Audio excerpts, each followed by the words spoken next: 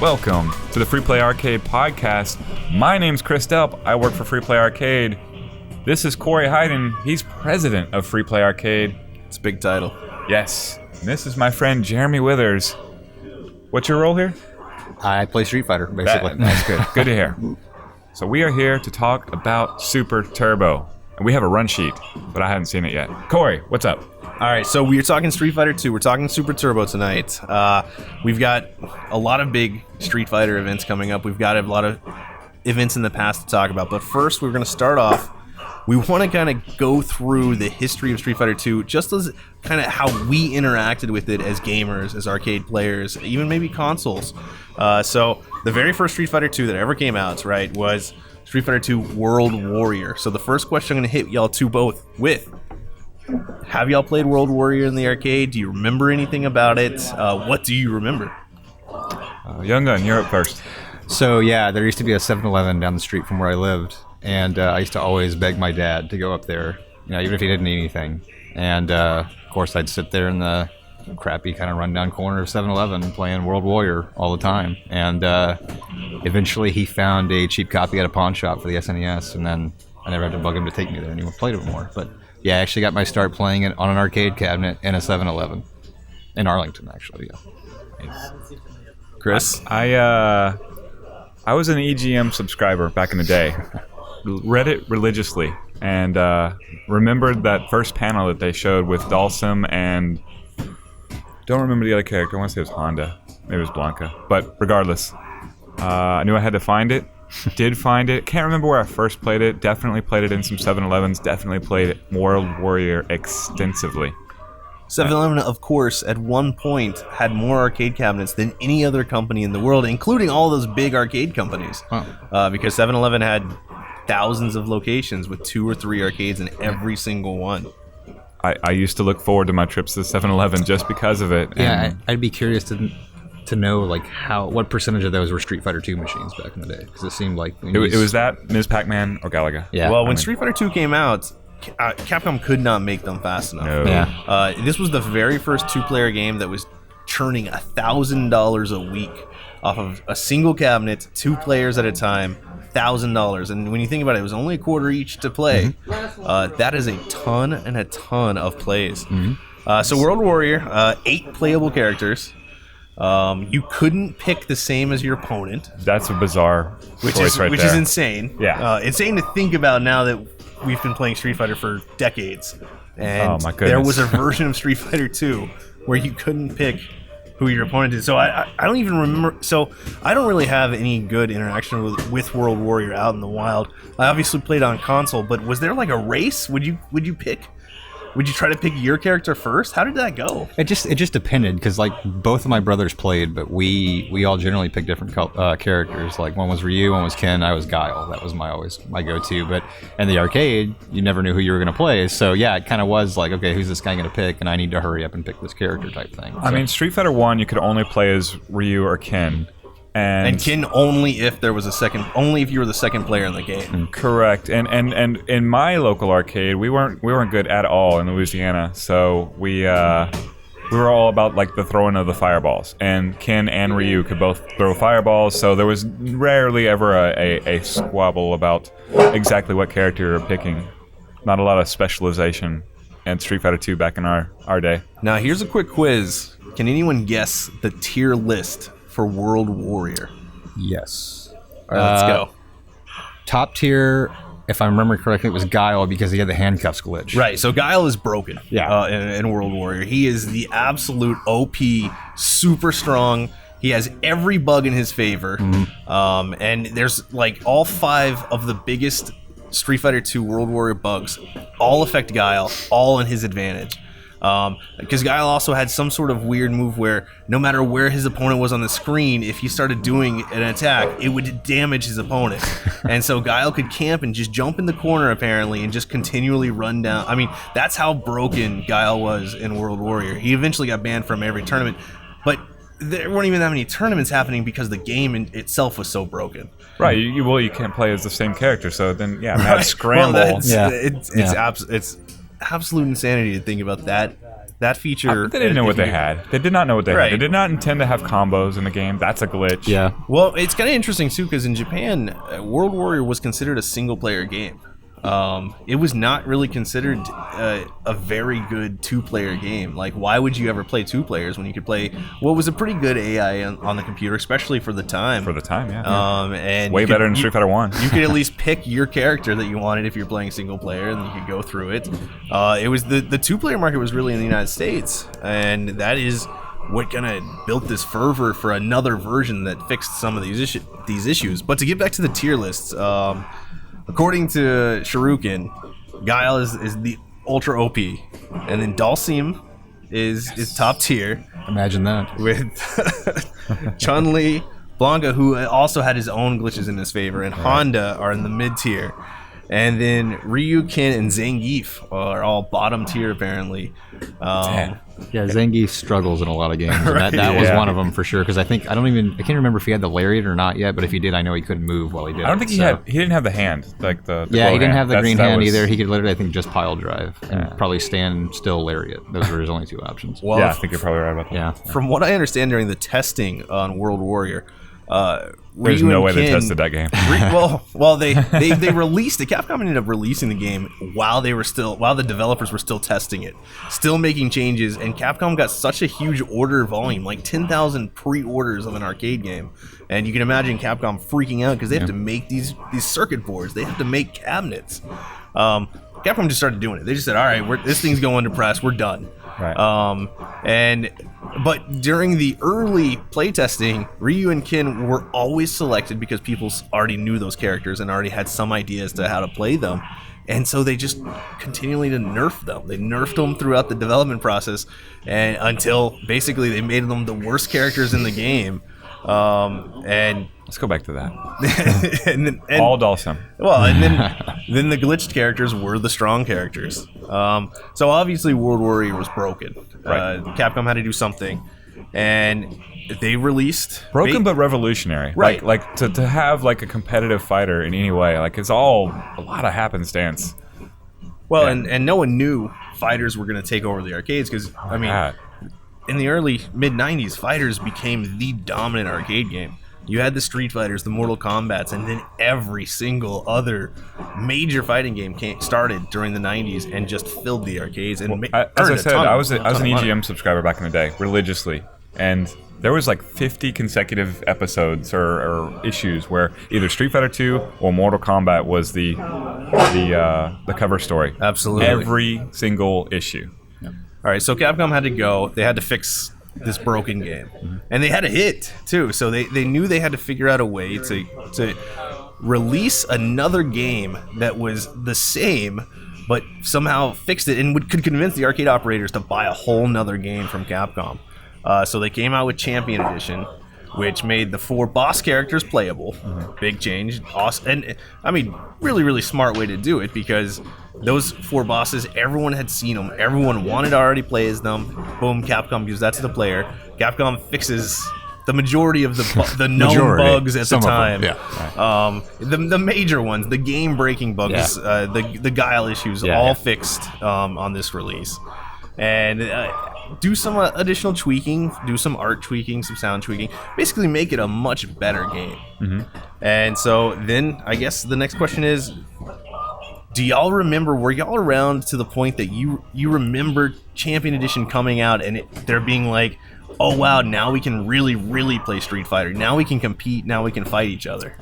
Yeah, I think for me it was at a putt-putt when I first saw it for the very first time, and it was like a mind blow that, okay, cool, I can play as Sagat now, I can play as the ninja guy that jumps off the cage now and stuff like that. So to actually have those characters, and then of course, you can play as the same characters again, or for the first time. And that so was then, that was fixed That's finally. the big thing, yeah. You got to mirror each other. Yeah, you want yeah. to play the same that character. pretty much. I mean, you had 4 characters, and then you also had the opportunity to play the mirror match. It pretty much. I mean, it seems like a simple fix, but it's pretty revolutionary there too in terms of like what it did and the characters it added and the entire new layers of strategy it added to an already pretty deep game. So Yeah, I saw that Champion Edition at my local arcade. I remember the artwork with the play as the same character. Yeah. and it was night and day I know there were places where Street Fighter 2 World Warrior was competitive. I know I hear Haas from Austin talk about it all the time and his exploits, but like when Championship Edition hit at my local arcade, it instantly turned competitive. Like Right. it instantly. There's just lines and everybody's picking every character,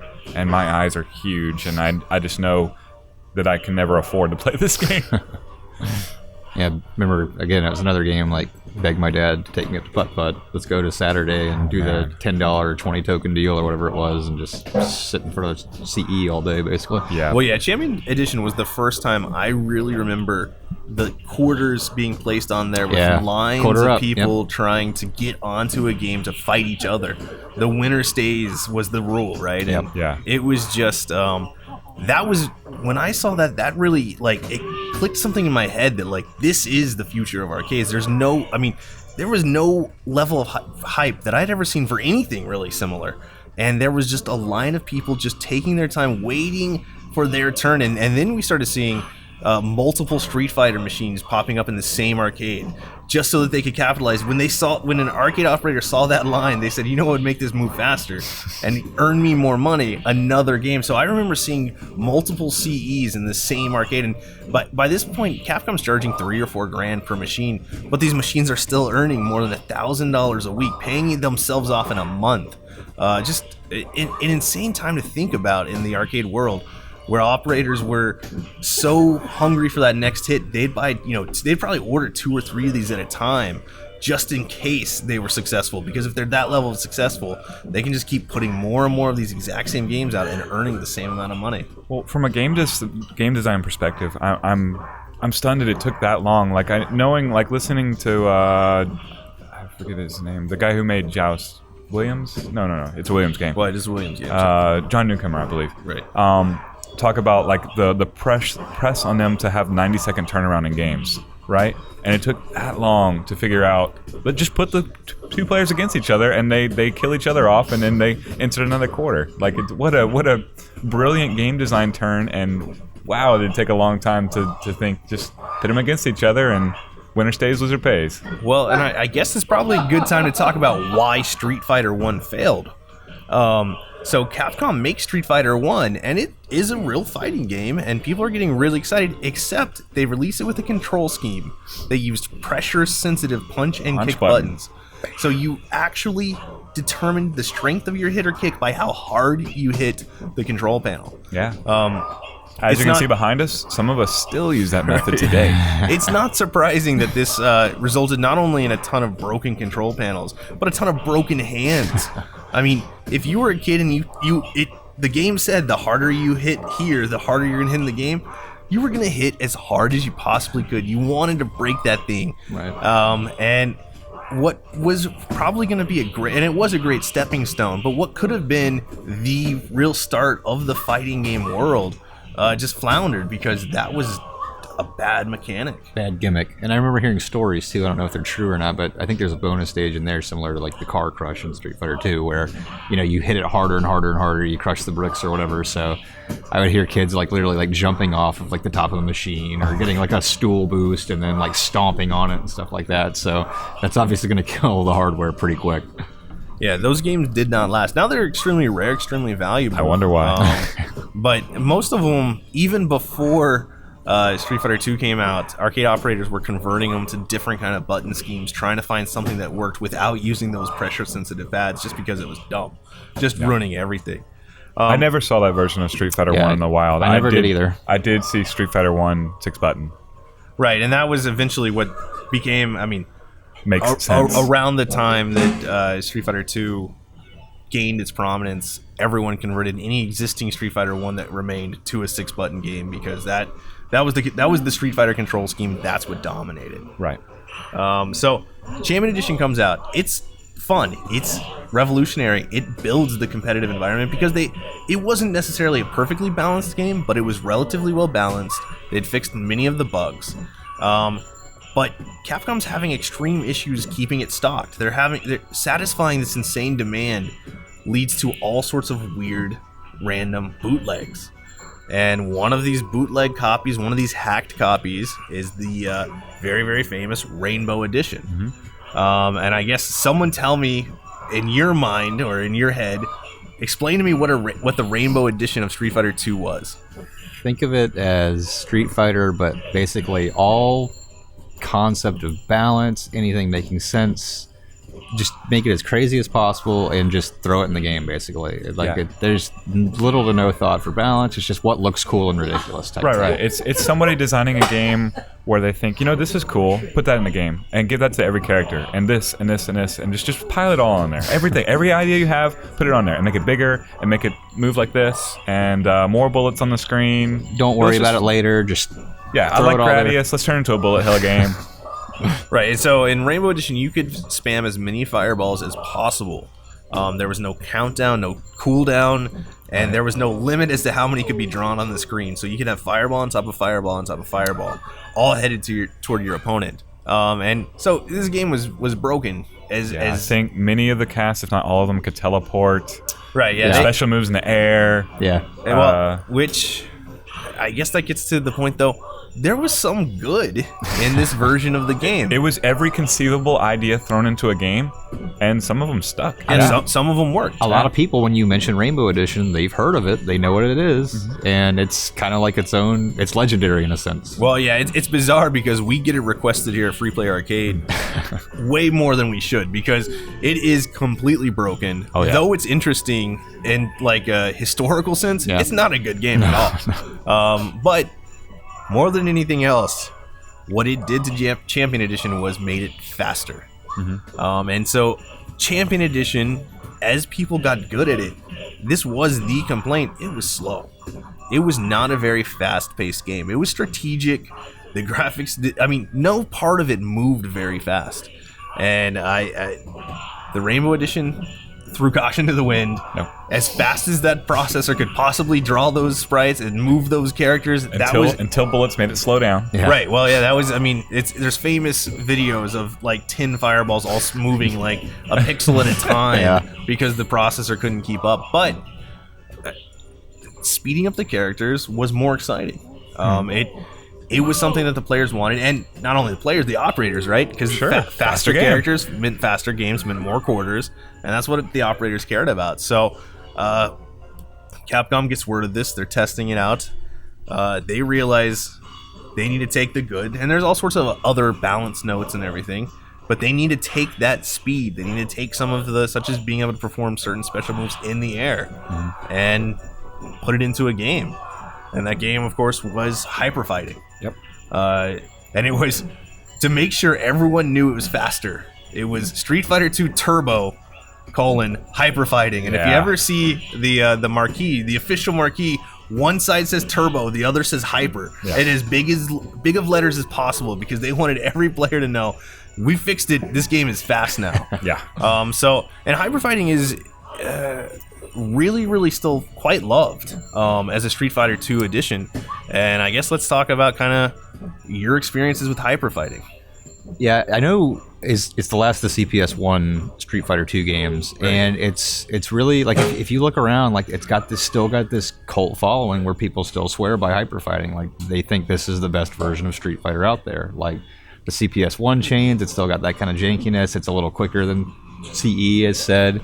And I think it's the only game where Blanka is considered like decent other than World Warriors. So you've got Blanka fans that are proud of the game. So that was the one that got the Xbox 360 Live Arcade. Yes, and release. I played that quite a bit. It actually had a pretty lively community there for a while. So I mean, there are people that love the game.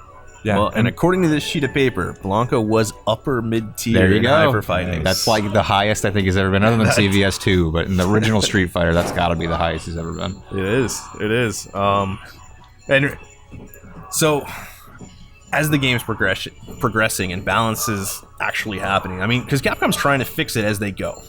This is each new version. They take all of these notes. No DLC, no patches. Different era, yeah. We just name it another confusing name and patch it that way. Well, I mean, you got to think about it though. Capcom's releasing a new version of Street Fighter like every 10 months, and they have to convince these operators to keep buying it and keep buying it. True, so Capcom, it would have been much easier if there was a time where they could just patch the game through the internet and be done with it and fix these little bugs. But Capcom actually figured out a way to get paid for each version. And this is the point where it became a bit of a joke that Capcom couldn't count to the number 3 as they continued to release more versions of Street Fighter 2. Tweaking it. I mean, Street Fighter 2 was a moneymaker, and according to the internet, I don't know how they could possibly know this number, what exactly they're considering as part of the revenue for Street Fighter 2. Street Fighter 2 is a $10 billion game. And there's only 5 games that have ever done that. And I'm just going off of... And different games are included, different series are included. All arcade, or is it... No, this is... Okay. There's, if I remember correctly, there are 2 other arcade games, and then 2 other kind of like... title chains in here. I guess let's throw this out there. Let's see if y'all can come up with other alleged $10 billion games. Give me World of Warcraft. It was not World of Warcraft. Wow. I was gonna say that's a good guess. I think World of Warcraft is right up there, but they're not. They might break that in the next couple of years. Right, they're if not they to keep 10 going, billion yet. Let's see. How about Space Invaders? Space Invaders was one of the $10 billion games. Alleged $10 billion. I don't know where they could possibly get this information, but allegedly. How about Pac-Man? Pac-Man was one of the... Those are the 2 arcades. 2 arcades. So yeah, y'all want to throw a couple guesses? Give me The Sims. Not The Sims. Oh, that was gonna be my That's guess, actually a really good guess. But here, I'll throw it out there. How about Madden? Not Madden. Madden's up there, but they're not 10 billion. Not even FIFA. Wow. Now there is a monster Goliath. Give me a Super Mario Brothers. No. Wow. But it is a Nintendo-related game. We're talking Pokemon. There we go. Yeah. Pokemon is apparently, allegedly, the all-time leader in game sales. I would absolutely believe that. Yeah. And they're, I mean, I can't even remember what the number was, but like 25 billion Yeah, or something it's up associated there. It's gotta with be. Pokemon. And then kind of cringe-inducing for some of us, though some of these games were good, the Call of Duty series is allegedly number 2 all-time. They're counting the whole series. They are counting the whole series. Yeah, I can believe that. And honestly, Well, yeah, I mean, again, that's- these numbers are all all just made That's up. $40,000 per release, so... Right. How they could ever know that Street Fighter 2 is a $10 billion game, I don't know. Because I don't know if they're counting every quarter it ever made, if they're counting the Capcom. I don't know. What's on the internet? It's got to be true. But right, yeah. So Indeed. it's... But allegedly, those are the 5 $10 billion games. All right, so we have Hyper Fighting. It's a great version. Mappy was robbed. And Mappy is another wonderful game. So Capcom has to do something else now. So they have Hyper Fighting. They have to figure out a new Street Fighter 2 because they're addicted to that, releasing a new game every 10 months and getting every single arcade in the country to buy them. I mean, you can only imagine what it would be like to be in the Capcom production studio. Like, we need something new, and so they came up with a cool word to add, Super. They came up with Super Street Fighter 2. Very 90s. And Totally rad edition. and it was the new challengers. Dude, I hope Capcom is not listening to this. Right. We'll get Hyper Rad Super Turbo. Oh, my goodness. There's still time. Right. Yeah. So Super Street Fighter 2, the new challengers, was the next version. And though it leads to Super Turbo, which is why we're all here, Right. this is really, really a strange Street Fighter release. It's like they took everything they learned in Hyper Fighting and threw it out the window. Yes. Yep. They were like, you know what? Everyone loves this nice, fast gameplay. Gone. Yeah. We don't want that. We're gonna slow it back down, which was the main complaint from Champion Edition. Yep. They brought it back. They did do some balance changing. They made some beautiful new artwork because they had to rebuild the game for the CPS2 system. But Soundtrack too, completely well, yeah, re-recorded it. a new announcer's brought in. It's really, really cool. And they had characters. So we have. I'm sorry, I'm blanking. Give me the 4 new. Cammy, DJ, There you Tony go. Hawk. Fei Long. There you go. Those are the 4 new characters added in Super Street Fighter 2. And are any of those? We'll talk about Super Turbo soon. Have any of those characters ever become like actually good? Are there any? T-Hawk is... O-Hawk and Super Turbo is really good. Okay. Yeah. DJ is really solid in Super Turbo. Yes. Fei Long was really good in Street Fighter 4 Arcade Edition. I know that. Yeah. Cammy was really good I've in seen Street Fei Fighter Long 4. And Cammy's really good in Street Fighter 5. But terrible in Street Fighter, Super Yeah. Street Fighter 2 and Super Turbo later. Well, yeah. During one of our events, we had a little Cammy pop doll, and it was so like all we wanted to do was get someone to play as Cammy during the tournament. So and we said no matter what, at least you're gonna win something. If you play as Cammy, you'll get this Cammy doll. Eugene Lin did that. El Trouble from California. He's the one who volunteered to play Cammy for the doll. He knew what he was doing. Right. Like he hangs out with Silent Scope. He had plenty of experience. Obviously, he's not Silent Scope, but that's the premier Cammy player that I know of in the country. She's got to be the least seen character. I feel like in Street Fighter 2. Like even Fei Long is kind of a niche pick. Like you still see him occasionally, and he's still got some cool stuff. But yeah, Cammy, it's so rare to see her. Eugene picked him. He was going up against a local. It did not end well for Cammy. But he got a doll out of it. Yeah. So Super Street Fighter 2, not Super Street Fighter 2, the end. That's all the name was, and the new challengers. The new challengers. Yeah, right. Yeah. There's not a lot to say about it because introduce those characters. Yeah, that's the main point. It brought them, but no one really likes this version of Street Fighter 2. Maybe it was. There's all sorts of rumors or guesses that it was slow because they wanted to have a good console port, and this game popped up on every single console. And most consoles didn't really get a good Super Turbo or a Super Turbo at all. Right. So Super Street Fighter 2 was kind of like the big late Street Fighter 2 console release. So maybe that explains why it was slow. They were just trying to make it uniform across. Could be because I know the SNES version had a bunch of like added features, like it had a tournament mode that you can like add 8 players and go through a tournament with, and it had a couple other like things you didn't see in any of the other console versions of the game. So I don't know if that's true or not, but it certainly sounds like it could be. Go ahead. I remember playing Super Street Fighter 2 in the arcade, in several arcades, but that was the last time I remember a new Street Fighter 2 release in any of the arcades that I went to. The first time I ever played the direct sequel to Super Street Fighter 2 was at Free Play Arcade. That was the first time I played it in an arcade.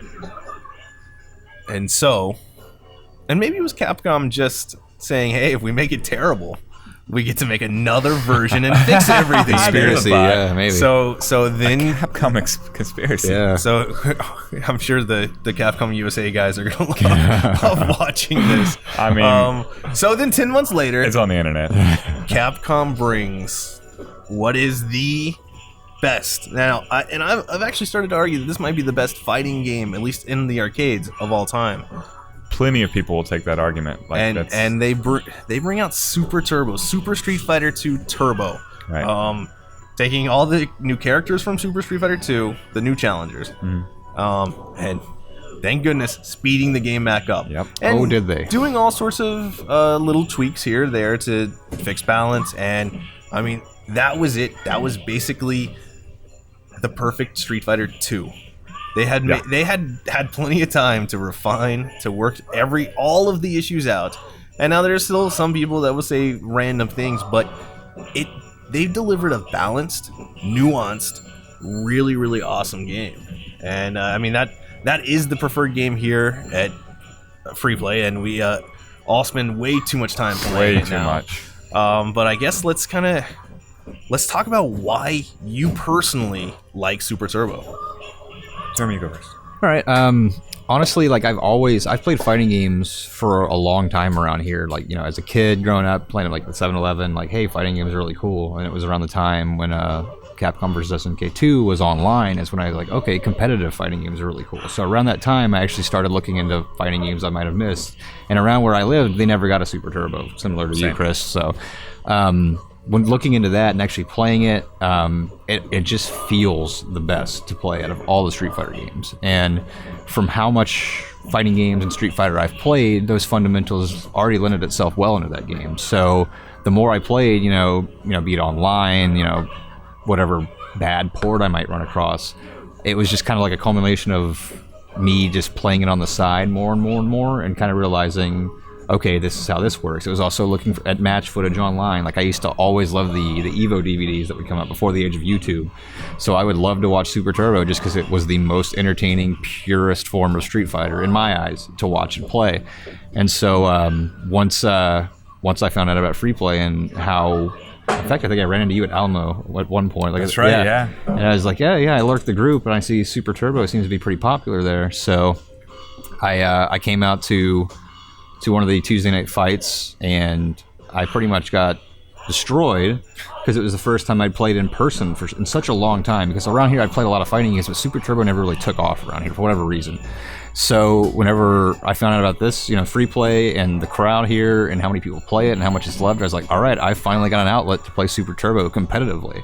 So since then, I don't know, it was 3-4 months ago, I feel like I'm here multiple times a week, at least once to come play Super Turbo, basically. Yeah, for me, I remember when it came out, and I remember never getting it, so it was always the one that got away from me. And then later on in the late 90s, early 2000s, I started playing Tekken competitively, traveling around the nation for that. And always alongside that, you would have, I was the 3D fighter, and then the 2D fighters would be there, and they would be playing CVS2 and everything. But there was this one sect that would only be playing this older Street Fighter 2 game. It was Super Turbo. And at that point, they had super guns. Like, there was no... I'd never seen... Like, again, until Free Play, I'd never seen it actually in the arcade. So it's super awesome, but I remember in an apartment, this guy just playing Honda over and over and over again, practicing Ocho loops and stuff. Did you learn how to hate him then? No. I had known about Super Turbo's reputation for being the best competitive fighter, and I sat down in an off moment from Tekken, and I was like, just show me what's up with this game. And he showed me the Ocho loops, and he's like, there's all these characters, and they have...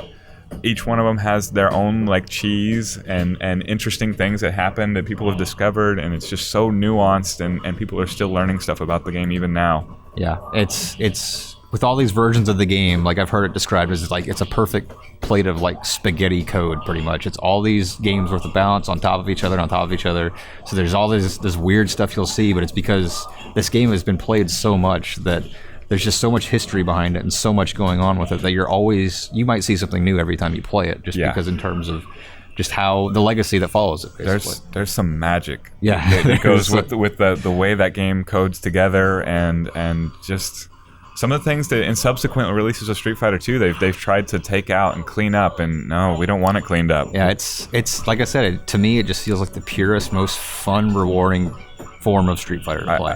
I would definitely like to just transfer my experience with getting that perfect counter uppercut. Right, yeah. Nothing feels better than hitting a reversal uppercut or anything like that. In the clutchest situation. Yes. I can't, you can compare it to other fighting games, but I don't know, nothing feels better to do it just because it's... You earned it. Yeah, you earned it because it's tougher than other games too, especially newer ones too. So that's one of the good things about it.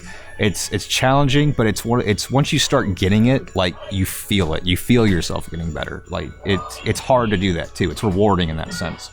Well, so that's a totally interesting viewpoint, because as an arcade operator, I come from a totally different kind of mindset when I'm looking at which games that we want to make sure that we're featuring. And yes, Street Fighter 2 is this pure... Super Street Fighter 2 Turbo is this pure, balanced, awesome game that seems so simple, but then is so insanely deep. But it also has every single 90s kid in the world knows about it. That's true. I mean, half of the people that walk in here maybe have played it once or just saw it, but if they see it on the screen, they immediately get it. They know who Ryu is. Yeah. They already know who Chun-Li is through the various pop culture just aspects of Street Fighter, of being the big arcade game. And when you put it on the big screen for any of our tournaments or any of our events, every single person in the arcade can watch it and kind of understand what's going on. They're not going to know the nuances or the different cancels or whatever's going on, but they will know that that's Street Fighter. Yeah. Those characters are relatable. They understand what's going on, and they're automatically connected to Street Fighter. Yeah, it's crazy. Even coming to play, playing Chris for forever, and there'll be people gathered behind us watching us play, and we're like, hey, do you want to play? No, I just enjoy watching you guys play Street Fighter. Every day we get that. So it's really cool in the sense that people can watch it and appreciate it, and they know what it is. They know this is Street Fighter. So and there's lots of other fighters in the world that are really well rated with a decent competitive scene, like Marvel vs. Capcom 2, that are interesting to me from a conceptual viewpoint, but when I watch it, I can't really tell what's going on. It's a very crazy game. A lot of the action's happening off screen. There are meters everywhere. There's characters everywhere. They're flying in and out of the screen. It's kind of Yeah, I can't follow it either. Not being a high-level Super Turbo player, though, I can follow all of the action on the screen, and I know when it was a close match. I know when it was a tight battle. I know when, like, the person came from behind and won. Like, all of that stuff is just obvious to the viewer. There's something like the really like nuanced, the difficult maneuvers. You know, if you're playing a game like Third Strike, you see the parries and there's extra meters and EX moves and things are flashing, and it's a little confusing. Super Turbo, there are high-level techniques like negative edging and carrot canceling and things like that. There's a lot of that, yeah. But there's no animation to that. Sure. Like you don't. It's not confusing to the layman because they don't even see it. Sure. Yeah. And that's sort of the hidden depth of Super Turbo as well. Is that all these like interesting things are there, but you have to seek it out to find it. Sure. And a lot of that comes from just playing the game so much. Forever. But it's like you said though, like if somebody just walks up and sees two people playing Street Fighter, they can Super Turbo, they can see what's going on. They can tell what's going on. They can see Ryu throwing a fireball. They know what that is. But yeah, certain other games it's harder to follow that kind of what's the basis of this game? What's the easiest way to explain it to somebody type thing.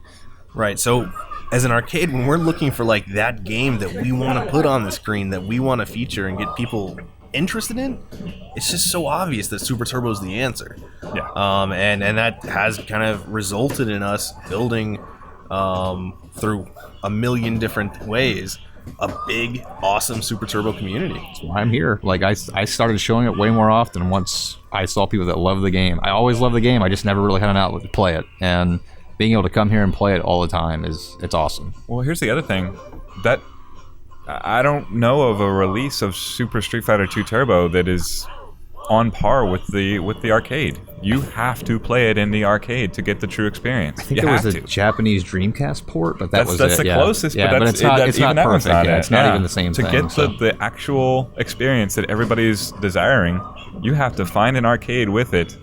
It's true. Even emulated. Yeah. No one has ever perfected. Yeah, even emulated. Except for the CPS2 version that's in the arcades. That is the version you want to play. That's the version you have to play. Yeah. And that original hardware, CRT. You need all the original components. Well, and it's beautiful because it brings people out. It builds its own community. That's what Street Fighter 2 Super Turbo is like, a naturally kind of communal experience because you can't play it online really. I mean, there's ways, but it's not the same. It doesn't feel the same. You're not playing the exact same game. You're not playing the exact same code. You're playing an approximation of it. Mm-hmm. And the only way to get that beautiful, amazing experience is to come to an arcade, sit next to someone, and play it. Or in Japan, sit across the room from someone.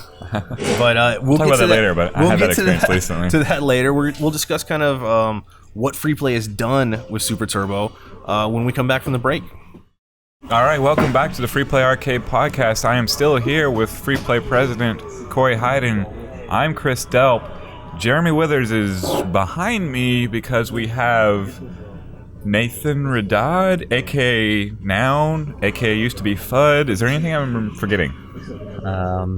Fudulous, that used to be my YouTube channel name. That's right, yeah. But it's all the same. Count Fudulous on Xbox, formerly. Highly HDR days. influential tournament Super Turbo player, and you can claim that you're not, but I've had people come back to me and be like, yeah, I went searching for YouTube videos on Super Turbo and I found some great ones, and then I realized it was Nate. So your legacy is enduring, Nate. Yeah, I tried. Thank you. All right, and so we're here to talk about the kind of Super Turbo community generally beyond free play, and kind of where free play has fallen into that. And I guess the most important way for me to start this is when I first said, Super Turbo is the game. I want this to be free play's big game. I was completely ignorant as to all the nuances and kind of interesting, politics even, of the Super Turbo world, because we were jumping into something that had existed for 20 plus years in tournament form. I mean, there was decades of history, and I was just, totally, and endured too. And I was totally arrogant to just be like, all right, we're gonna jump into this and try to do it. And so I scheduled the Spring Series one Right. for free play, thinking I'm going to throw it. I think it was $1,000 first prize. Yes, $1,000 prize pool, I think. Prize pool, you're right. And I thought, geez, everyone in the world who's ever played Super Turbo will at least hear about it, and they'll probably come. They'll probably love this awesome setup I have. This is going to be great. So we announce it, and I mean, the support was great. Yeah, oh yeah. But of course, we were running All it local. on a big blue, with IL Euro sticks, with HAP buttons. Turbo 2. They're technically IL buttons, but they're all HAP style stuff. We had a good turnout. We were super happy with everyone who showed up to play. It was all local, but there was 64 solid locals who showed up to play. Not all of them actually played. A lot of them kind of saw I played my best. the competition and bailed. But it was interesting to host it, and it was the start of a great learning kind of journey that Free Play and myself had to go on.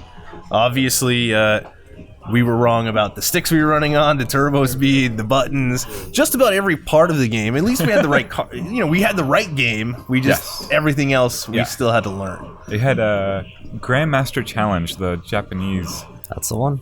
Yeah, Right. There are very, very minor differences between the American release of Super Turbo and the Japanese, but in every minor-ish difference, the Japanese version is better. Yeah, and preferred. And it is the preferred. I mean, the timings are slightly different, and if you're gonna have the timings be different between the games, you got to stick with one, and the Japanese one is just slightly better. So that's the one we were running. Thank goodness we at least got that right. I guess, do you remember? Can you give us a kind of a rundown how that tournament went? Who won the tournament? Chris Wilson, as he frequently does, won that big tournament. Off the back end of winning another tournament, I forget which one he had won during the spring series. But So the Free Play Spring Series is a series of 4 tournaments for 6 tournaments over 6 Sundays, where we get a big sponsor, we give away a ton of cash, 5,000, 4,000, 6,000. I can't remember where we're at now.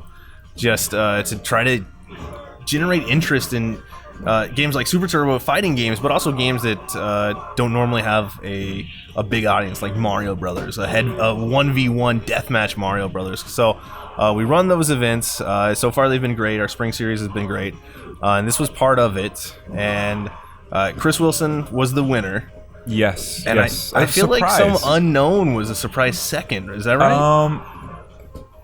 I am not aware of him in the Super Turbo competitive scene. I don't remember his name. I only remember that like they were friends with Nick Wynn, who is big in the Super Turbo scene. He is the best player in Texas, in my opinion.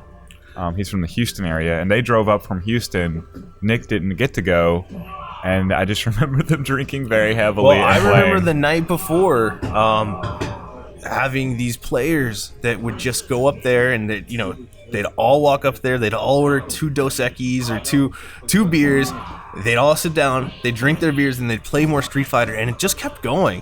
And it was like they got better and better the more, like, we probably sold just that group. I mean, that was a big group, 10, 12 people, but I mean, cases of Dos Equis these guys were drinking. Yep. It was amazing, and they were just getting better and better and better. And then they showed up the next day. I mean, made a deep run, nearly upset Chris Wilson, who, I mean, though he's not an elite Super Turbo player, he's an elite gamer.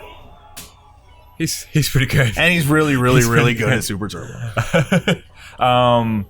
Yeah, wow. He's something. He's quite the gamer. I'm sure Nate had never heard of him, despite traveling around the country. No. But he definitely gave us a beating that day. And so off that first Spring Series tournament, that's kind of what started. And you were there. You were the ground, this is before you even an employee for Free Play, but Right. you were the operative out there that kind of took that event and kind of started a Super Turbo movement. Yeah. Some kind of organized, ongoing events. I sought help. I wanted there to be a record of it. I knew that we weren't able to get like a lot of attention nationally on it, but this big a tournament has happened. I just felt like it needed to be recorded, so I got help from a local college's filming equipment. They brought it out there and helped me film the entire entire tournament. Let's see. Put that all online, man.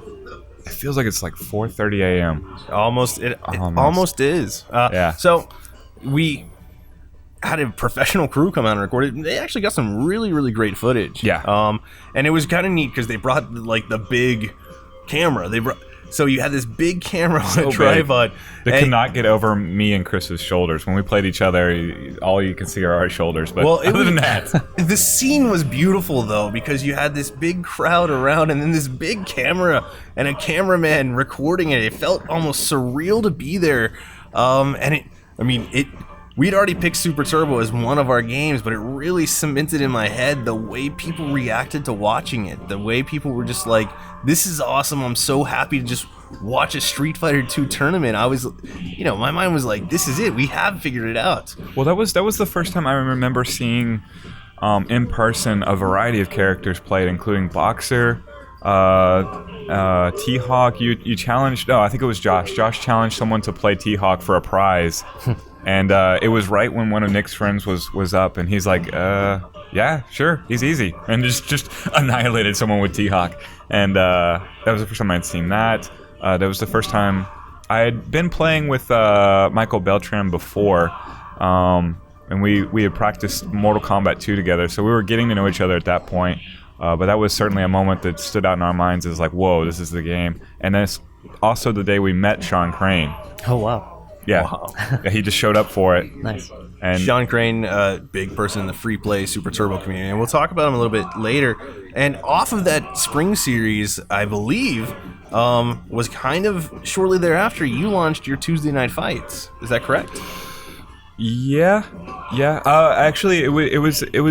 We did the. It was the next one. It was the Sprites Fights. I forget the name of the October. Frights, Fights, and Sprites or something. Yeah. The October promotion that included a Super Turbo tournament at the Texas Theater. Right. That's the one that inspired it. And so, that was kind of a cool, interesting event. We had this Super Turbo tournament scheduled. And the Texas Theater was showing, what was it, the Lost Arcade? The Lost Is that what Arcade, they called? yeah. And it was a pretty cool documentary about the kind of About Chinatown Fair and right? Next Level. And so they paired that up with the tournament. It was tough getting people to, drive just outside of downtown Dallas for a Street Fighter 2 tournament when they were used to coming here. But some players trucked it out there, had fun. It was very communal. It was a very communal kind of experience. And then there was the movie, which was really fun to watch. Yep. Really interesting kind of examination of a fighting game community, of an arcade fighting game community.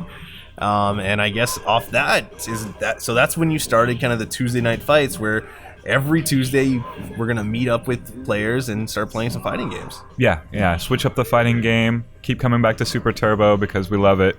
But just keep trying different fighting games. Always free. Always encourage as many people to play as possible, just to start creating scenes for these old games and starting to like teach people how to play again. And so it was probably around this time too that shortly thereafter, we made the decision based on overwhelming community demand to start getting some Japanese parts on our big blue cabinets. Primarily the sticks, because the button layout is totally different on an American cabinet. And I was pretty firm that, listen, those American buttons go in that button layout, which is still true. But we put Sanwa sticks in. They were met with just overwhelming approval. And that was what we were setting up for the Spring Series 2, which I believe upgraded that prize pool for the tournament to $2,000. Yeah. And we finally, for the first time, got a little bit of attention from the nationwide Super Turbo community, which, again, I had been kind of ignorant as to anything. It was one thing for me to throw money in a prize pool, but it was another to actually start participating in this Super Turbo revival movement that was happening across the nation, but that was backed up by these decades of experience and decades of Super Turbo tournaments. So we changed the sticks. We were still doing it on a big blue.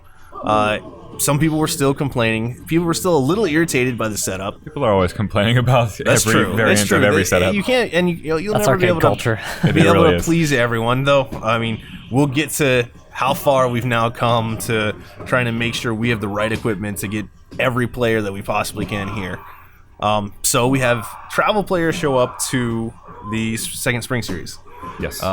Which was a big deal for us because the first spring series, all locals.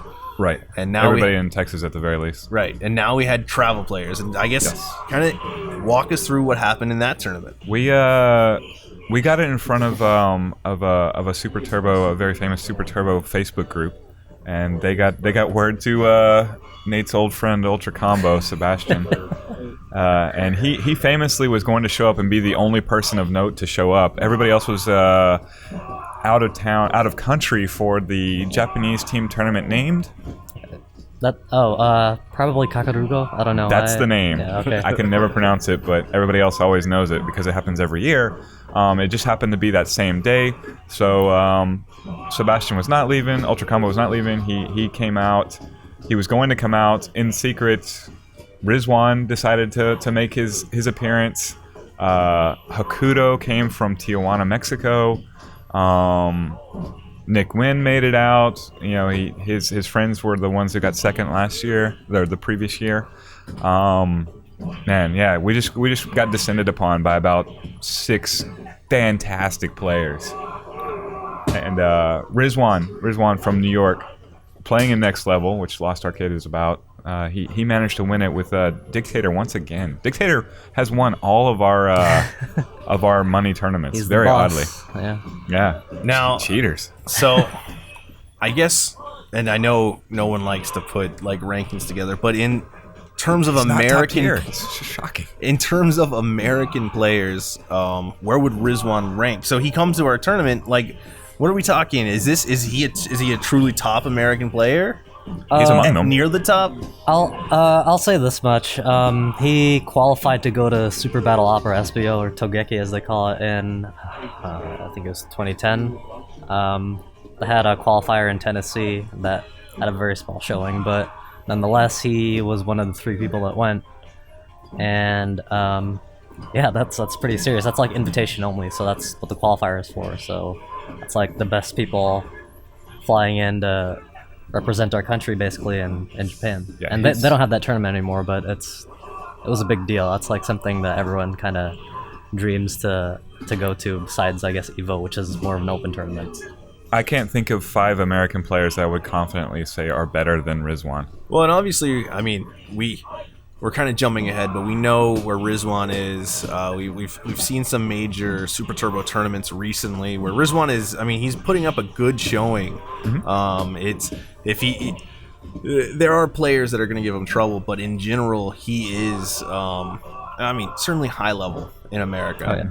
And then I got to learn. I mean, that was amazing. Rizwan comes. He takes Spring Series. Super nice guy too. Yeah, incredibly gracious. Awesome dude, awesome for Super Turbo, awesome Loves for the people scene, to watch. supports it's the amazing. Scene. Yeah. And so we have Rizwan in, and you know we're way over our head all of a sudden. All of a sudden, we have real Super Turbo players showing up that are real nationally known great players, and I start talking to them. I start kind of understanding what this community is, and they start mentioning Japan a lot. Yeah. And not only they're mentioning Japan, they're mentioning Japanese cabinets. They're mentioning Japanese parts, and of course we're running the Japanese Super Turbo, and we had Japanese sticks at that time.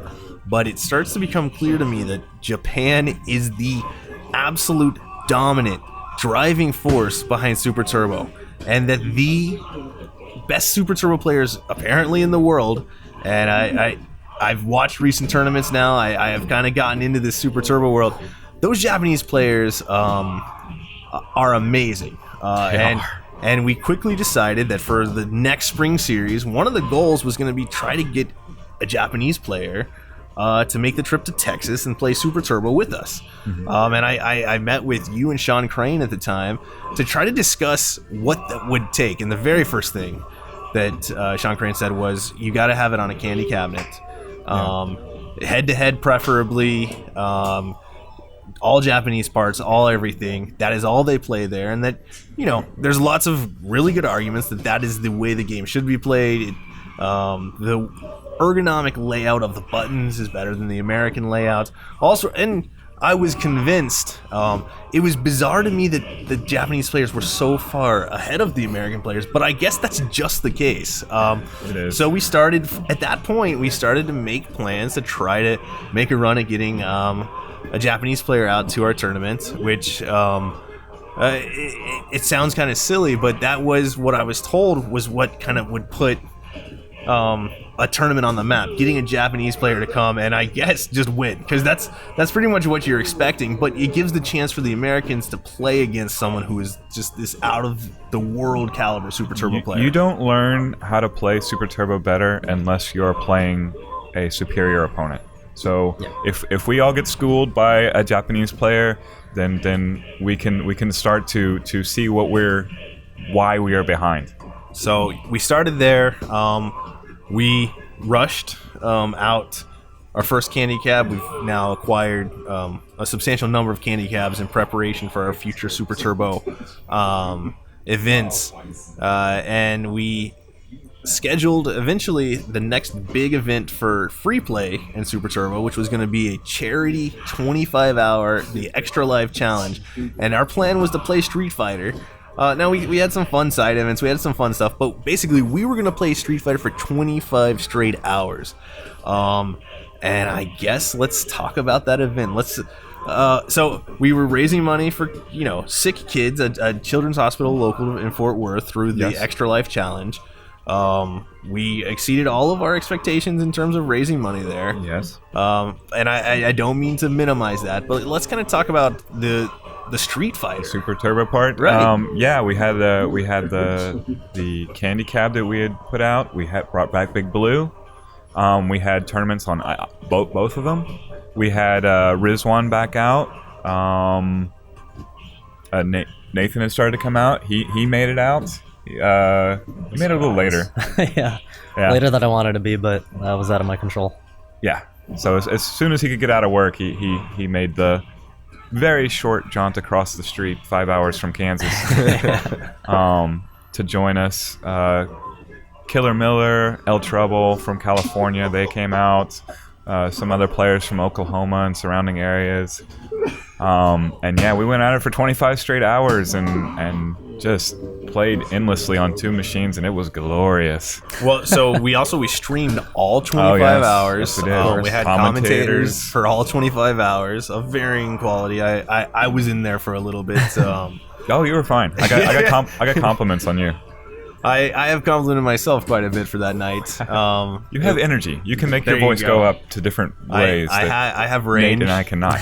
But so I mean, it was really neat, and we were making kind of friends with these Super Turbo players, and it was really nice because we're starting to get to these players that have been in the Super Turbo world for decades, that have been playing for a long time. I mean, Killer Miller, she's probably the top.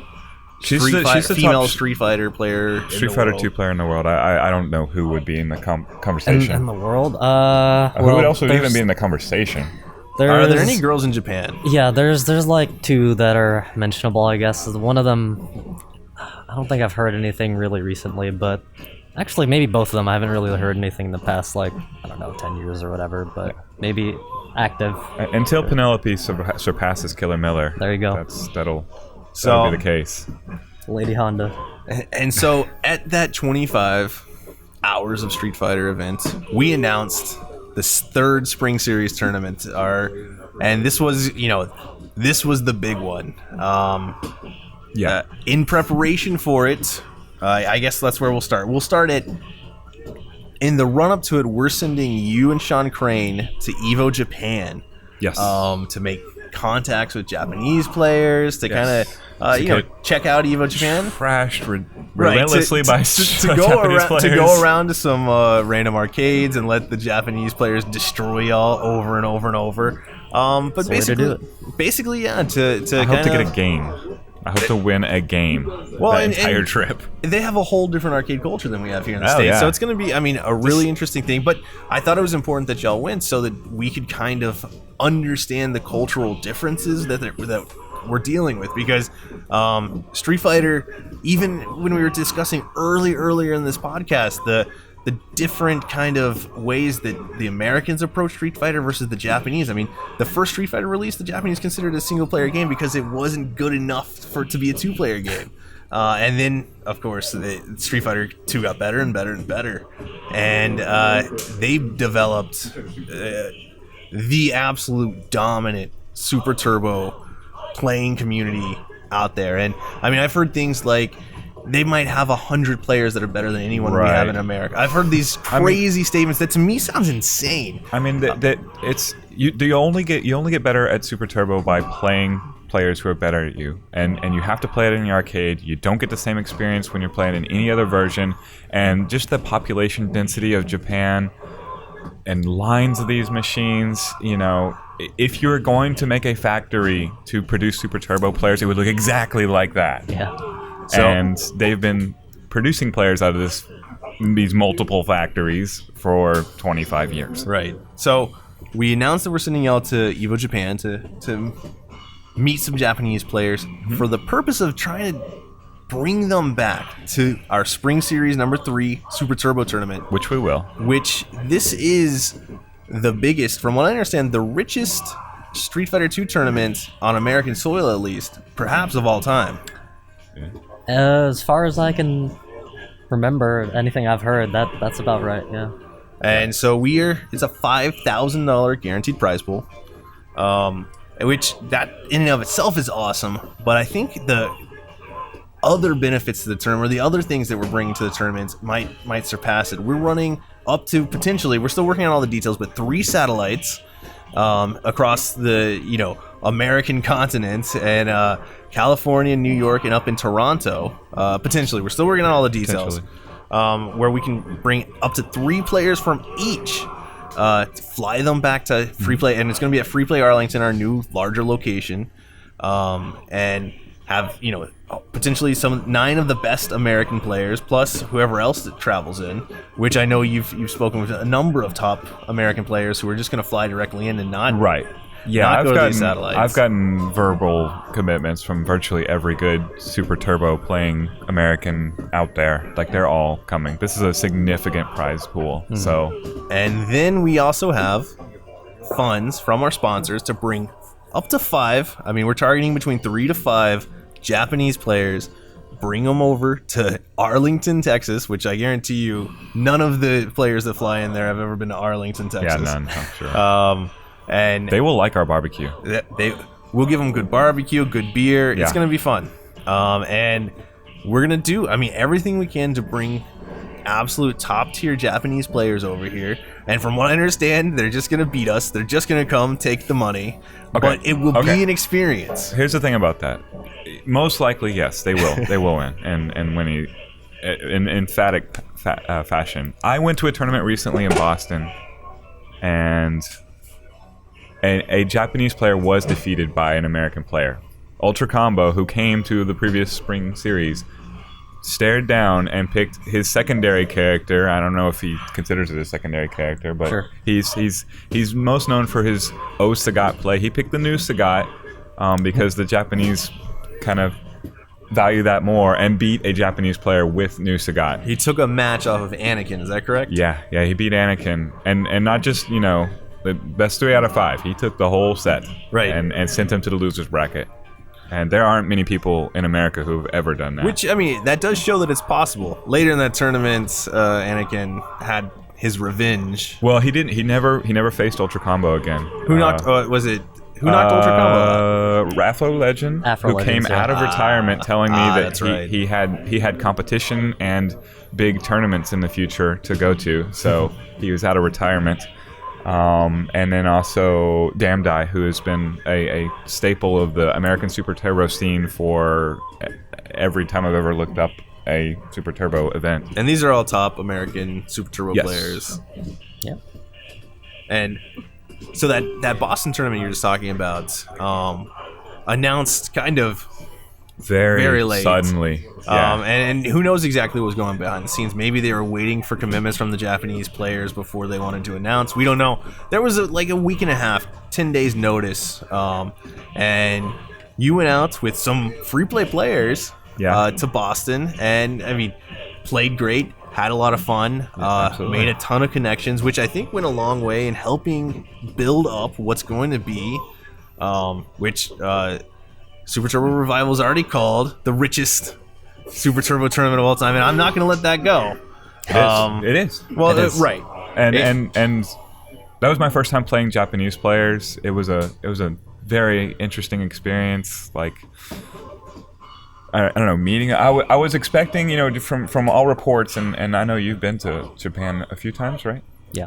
But I was expecting like very reserved players and maybe even standoffish and whatever. And then we got Oda-chan and Anakin, and they were super into the game and expressive when they won. They were when someone else won, they would cheer them on, and then when they lost. Well, I think Killer Miller put it best, as she was saying the Osaka players are especially different. They're a lot more warmer than the Tokyo players, who are, I guess, more standoffish, as you might expect from, Japanese stereotype or. Right. What Just you might going think off of about. what I had heard from my friends who have been to Japan. Well, yeah. So But let's. pleasantly surprised. We're not going to offend anyone by getting into specifics. The Japanese players are supposed to be relatively cold. That is their reputation. Yes. In both victory and defeat, Correct. they just kind of take it. They're there. And I mean, they also play a different style of tournament in Japan normally, right? Is that correct? Yeah. I guess the best way I could put it is the way Julian Beasley put it. It's like brutal Japanese style. It's like best of one. This is the one game. Obviously, you have your first of 2 rounds, but when you reach that character select screen again, that's already it. Like, it's the game. It's over. Yeah, it's not 2 out of 3. Just And single the one elimination game. too, correct? Yeah. Well, and does that not like introduce a ton of randomness, or are the same players still winning the tournaments over and over? Well, I mean, they kind of changed the formats throughout the years, and I guess just to make it more fun, and like just losing one game and like you're done. That's so brutal, especially in a game that's as fast as this. Right, 1 minute play and you're done. Yeah, yeah. Well, I'm sorry. What was your question? I'm so No worries. So they're running. So I've heard they run now they run a lot of team tournaments Right, and yeah. stuff because they're tired. I mean, they've been doing this day in, day out for 20 plus years. Right. They're tired of the same old tournaments. So like where we always just have these best 2 out of 3, best 3 out of 5 style tournaments, they're running things like team tournaments, single elimination, double, like just mixing up the formats because they have seen it all. They've been playing against the best players themselves forever. So I guess that was what was kind of. Do you think there's going to be any issue with it? I mean, we just saw in Boston 2 Japanese players come and play an American style tournament and not have any issue winning that. Do you think there's going to be any issue coming in and having that kind of, numerous round after round after round of best 2 out of 3? Is there going to be any fatigue, you think? No, I mean, like you said, since they already have all that variation in their formats, then they've obviously played like 2 out of 3. They're already the best. They're still going to be the right. best. Well, Yeah. and I think the more games you introduce, the less variance you're going to have, and like the better players are going to win the more games you throw at them. Right. So if they are indeed superior players, then they are even more likely to win if you go 2 out of 3 or 3 out of 5. Right, the format wouldn't matter, really. Right. Because Or it would matter, but it would matter most in a Japanese style, like Right, cutthroat one match. I'm gonna counterpick you straight off. And that's what they're already used to. So Right, I can Right. only imagine the riot that would happen if we try to. We should run a true Japanese style tournament I'm one down. time. I'm down. And I'm absolutely down. Just have it be absolutely terrible and brutal, and have upsets galore because it's I've seen I'm not gonna say that they're worse players, but I've seen worse players take a match. A single game off of much better players in Super Turbo. There's a lot of variance. You mess up once, and that can be the end of the That's what game. the game's all about. It's beautiful. So, all right, we have talked about where we've come from with the, all American style parts, running tournaments, to slowly learning kind of what we're supposed to be doing and what we're doing. And so hopefully, the goal is this spring to put free play on the map for Super Turbo. And I think so far we're going in the right direction to pull this off. Well, I think Nate's the person to ask about it because you have been on the national scene for a while, and even retired, and now you've heard of free play and you come out here. So what is your experience with free play as it comes to Super Turbo? Oh, free play, man. Well, I mean, you see me enough. Like you said, I drive 5 hours because there's not much to do in Kansas that I enjoy. So, free play it's great. Sorry, Kansas. Yeah, it's I think you really have something special here. Like I've talked to you about this a lot. It's like I asked you, what makes free play so successful? You're just like, it's so many little things just going right, and it's just really something special. And I'm trying to do as much as I can to help. Which, you know, driving 5 hours just playing, you said, is plenty. So we have a really vibrant local scene. We have a lot of players come out. I mean, it's 5 a.m. and we still can't kick these people out from behind us. Yeah, we have a ton of people. Like virtually every day, you can come and get pickup games of Super Turbo and people to show you how to play, and just players of all different skill levels. Well, and that's how it used to be, and I think free play is one of. I mean, there cannot be very many places in the country right now that you can come and pick up quality Super Turbo time almost any day of the week, and just get match after match, round after round against people who love the game and are all trying to get better. I don't know where. Right, I was telling that to Chris when we had dinner earlier. I was like, if you had told me, 2-3 years ago that Dallas, Texas was going to be like a Super Turbo hotbed, I'm just like, what the hell are you talking about? What's in Dallas? Like, okay, there's maybe C Vital, Pup, the Dawson player. Right. There's Nick Nguyen, right? But he's talking Texas. They're not even in Dallas. Yeah, that's just like big Texas, and then like Dallas, I don't. Yeah, I would have been like, so it's okay. What? It's SoCal? okay. We weren't known at all. We're still learning the game. We are having tons of fun playing it. It just seems like you guys popped up overnight, and I happened to be here. So within 5 hours, I guess. So yeah. Well, and here we are trying to claw our own little Super Turbo world. And it all culminates this spring. Mm-hmm. It's March 24th and 25th, right? Yes. We have details. So it does not interfere with the Japanese team tournament this time. Yeah, yes. we have looked at the schedule. We have put this exactly where we think it'll maximize everyone's attendance. Japanese players, the top American players. We put together a huge prize pool. We've put together a killer sponsorship package. We're running satellites across the country, and we have even more information on our Facebook page at facebook.com/freeplayarlington, where we're hosting the event. We'll have 4 candy cabs there, each linked head to head in true Japanese format, and we're hoping that this is like the next step. We've clearly been on a progression in terms of becoming players in the Super Turbo world and kind of legitimizing Super Turbo here in DFW. So hopefully this is what takes us to that next level. And who knows where we're going to be at Spring Series 4. I don't. But hopefully more awesome Super Turbo tournaments, because this is a lot of fun. Yeah. It is late. We're all tired. We have talked Super Turbo. You get to tell the people behind us that they can't play anymore. I'm not doing that. Once we sign off, that will be the next thing I have to do. But for tonight, that's it for us. I'm Corey. I'm Chris Delp. I'm known. Thanks, guys. We'll be back eventually. Thank you. Bye.